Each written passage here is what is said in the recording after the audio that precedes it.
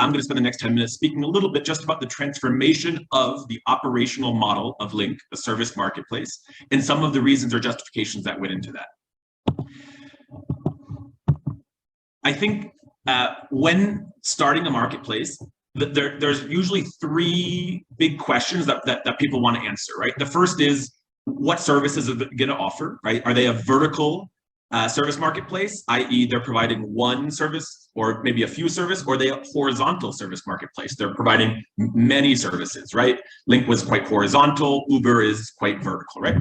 And then the next is obviously identifying those services that will be in or offered by your marketplace. So the way that I like to think about the services that are offered within a marketplace, and this is quite relevant also for understanding how you'll offer those services, recruit for them, equip them, etc., is this service matrix, right? And if it's not self-evident, right, this axis, right, the vertical axis shows quality expectation. So that's the expectation the buyer might have about the quality level of the service, right? Whereas complexity of service, right, the horizontal axis, right, low complexity service, high complexity service, it is obviously how difficult it is to deliver that service, right? So all the way up here in the top right quartile, we have medical surgery, right? Medical surgery has a very high quality expectation, right? You would be totally unwilling to accept any level of mistake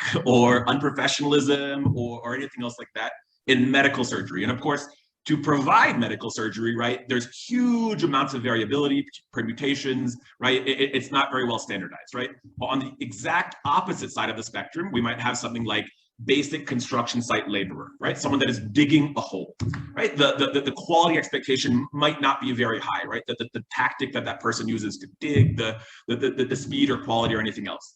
I think using very real world examples, one of the reasons that Uber was able to scale so quickly and has spawned so many competitors or comparisons, right, is that if we think about it, Uber is indeed a low complexity service, right? Many of us have driver's licenses, and that's kind of the only barrier to entry, right? If you have a driver's license, you're probably able to fulfill the primary goal of Uber.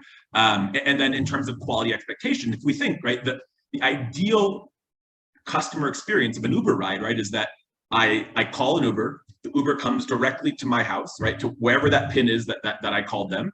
I get in, it's a nice car, it's clean, the driver is highly competent and can navigate directly towards the other location. But in cases where that doesn't happen, maybe the driver doesn't come right away, maybe the driver gets confused, maybe the car isn't clean, maybe they need your help navigating, etc., we're willing to lower our quality expectations to help them, right?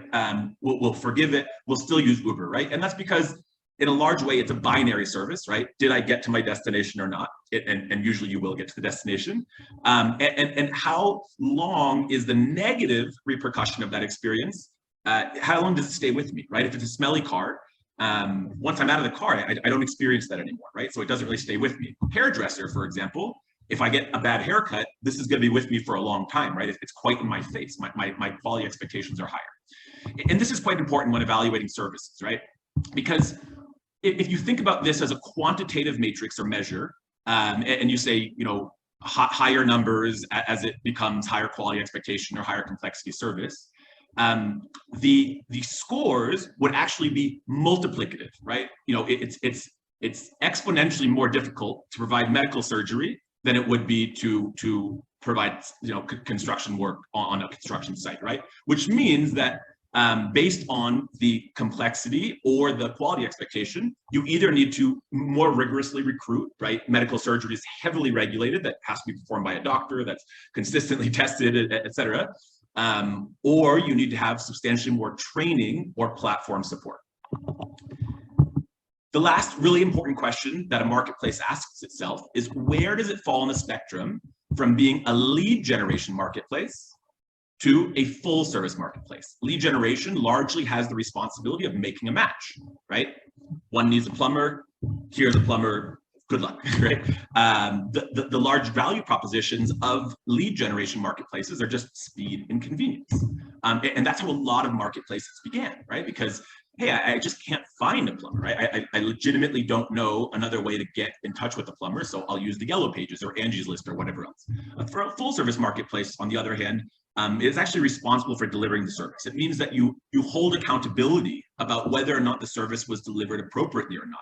It means that you often need to provide quite a bit of operational support in the form of training, recruiting, vetting, reminders, payment, or anything that you otherwise wouldn't need to do, right? The Yellow Pages does not need to have a payment provider that helps you pay that plumber, right? It says, here's the plumber, go forth. Obviously, lead generation marketplaces are substantially easier to scale, right? The cost of expanding the operations of your business are much less. However, the revenue opportunities of a lead generation marketplace are generally lower, right? Because you're not part of that transaction, you can't otherwise take part. Lynk moved along the spectrum from a lead generation marketplace to a full service marketplace. And it's largely because we realized that the problem that we were solving was indeed helping workers meet the quality threshold, right? Back to the slide, the quality threshold that customers had. We began Lynk, well, as our version of LinkedIn for the linked out. It's why we chose the name Lynk, right? We wanted to say, what does career identity look like for informal sector workers? What is an Angie's List equivalent? How do I create a platform where any household or business can find someone and have the confidence to book them and receive services, right? So the first thing that we set out building was profiles, right? This is the first thing that we designed on a whiteboard and everything else.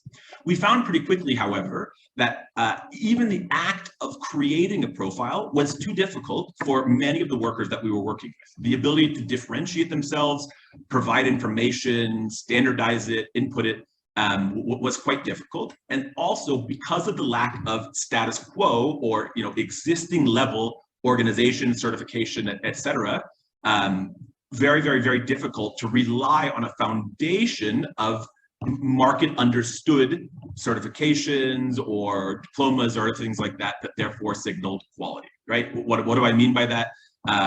You know that if someone has a law degree, then they can probably provide legal services. Beyond that, you know that if they're part of specific law associations, you can trust that. And that's because the equivalent of the bar that would exist here that certifies lawyers is quite a high threshold that someone needs to pass. However, for many blue collar services, there isn't that status quo level of standardization or quality threshold. So we began with just profiles, and it wasn't enough.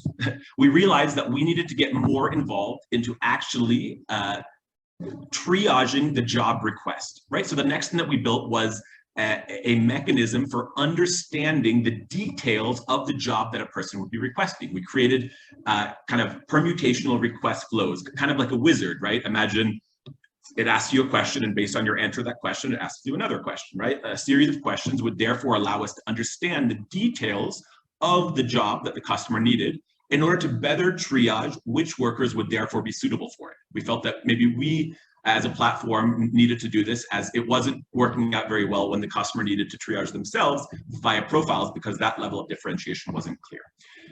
So the second thing we built was a system of collecting job requests. We then gave workers the opportunity to submit quotes, kind of like you see here, so the customer can make a choice about which quotes they would work with.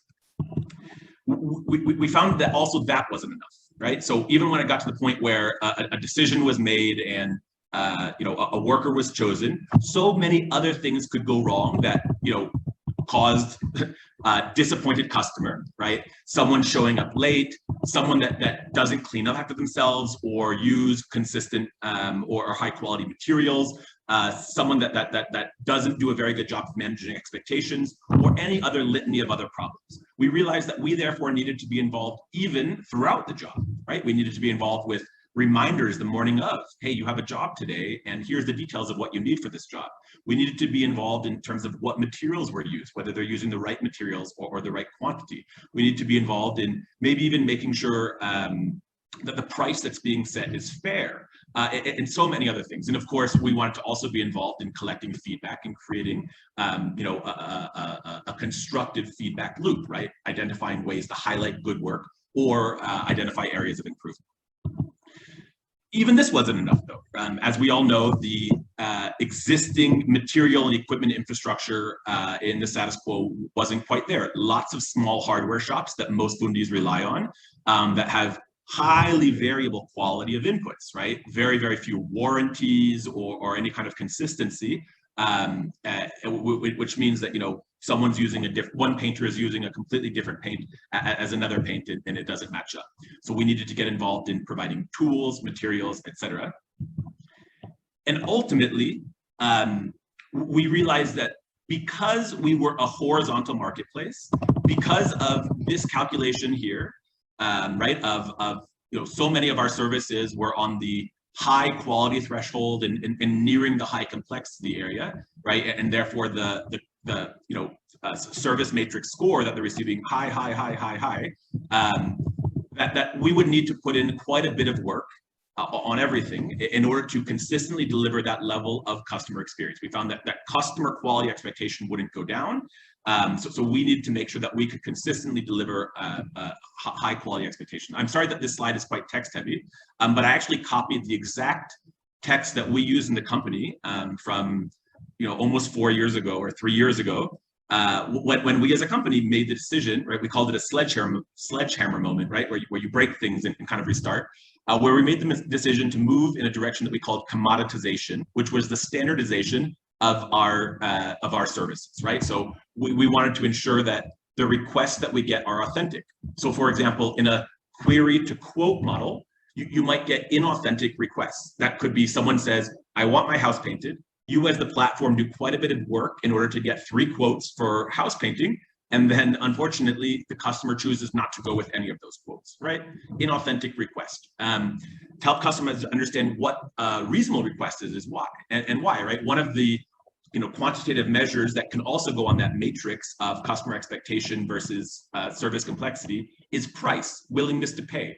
Medical surgery needs to therefore be quite expensive, right? Because it is, you know, you need a very, very highly skilled person to perform it, right? It can't really be cheap while still being high quality. And the same can be said for any service. It has a certain price that it kind of needs to hit in order to hit that level of customer expectation, right? I need to buy enough paint or the right, you know, brand of paint in order to deliver a quality of job.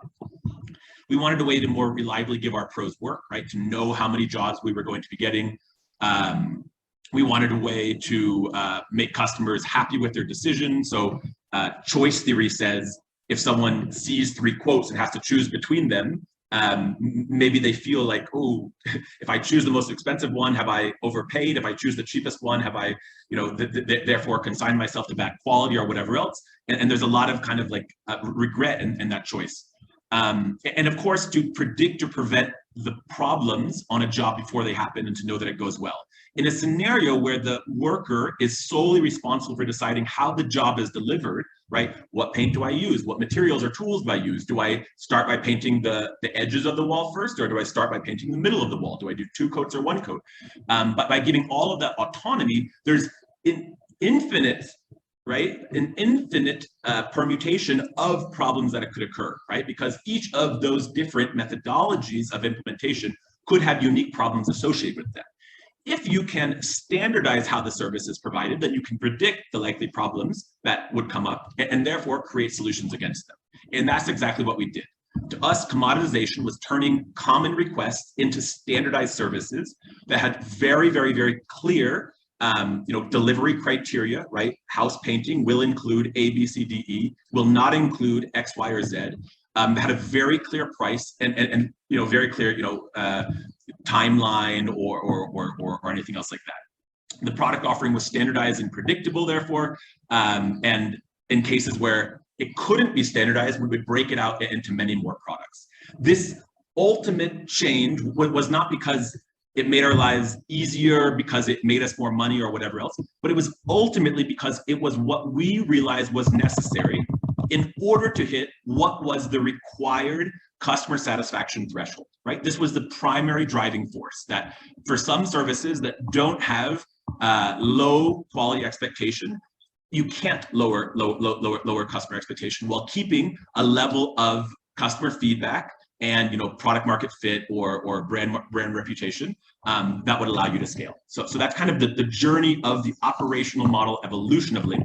And I'll stop talking now so that we can maybe get into a discussion.